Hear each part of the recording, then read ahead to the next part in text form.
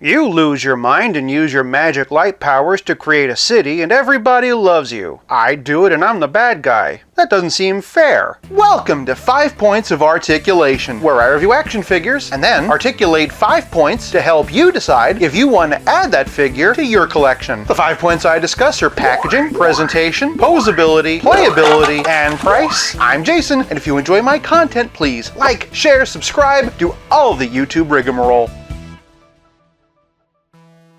Today, we're taking a look at the all-new McFarlane Toys DC Multiverse Walmart exclusive gold label Emerald Twilight Parallax. Starting off with the packaging, and Parallax comes in a nice DC Multiverse window box. Name and logo down here, gold label up in the corner, name and logo on the side, legal on the bottom, UPC for those who want it, and an awesome piece of comic art on the back. We can see he's standing on a mountain of broken rings. So happy to be seeing more and more comic art coming back. Hopefully moving forward, this becomes a standard once again. For packaging, I'm giving Parallax 1 whole point. Moving on to presentation, and Parallax stands at 7 1/4 inches. First things first, just want to get this out of the way. Mine does have a couple of paint chips on it. Definitely one of the hazards of ordering something online. I'm sure I can repaint it, but I did want to get that out of the way just because it could be a distraction. To be honest though, I'm too busy being amazed at what a fantastic job McFarlane has done. For those who don't know, in the Emerald Twilight story, Green Lantern City was destroyed and he went crazy. Believing he can recreate Coast City and its people through sheer willpower, Hal goes to the Green Lantern planet of Oa and absorbs all the power in their master battery, and with it the sinister Parallax, who sent him on a killing spree. His face is definitely a bit more haggard and pursed. I do appreciate the gray in his hair. There should be more in the temple, but that would be pretty easy to dry brush on. Otherwise, McFarlane's recreated this costume in exacting detail. He's got his very big shoulder pads, ribbing all over the costume, flourishes of silver. Sometimes the diaper piece can be a bit jarring, but it really does work this time thanks to the design.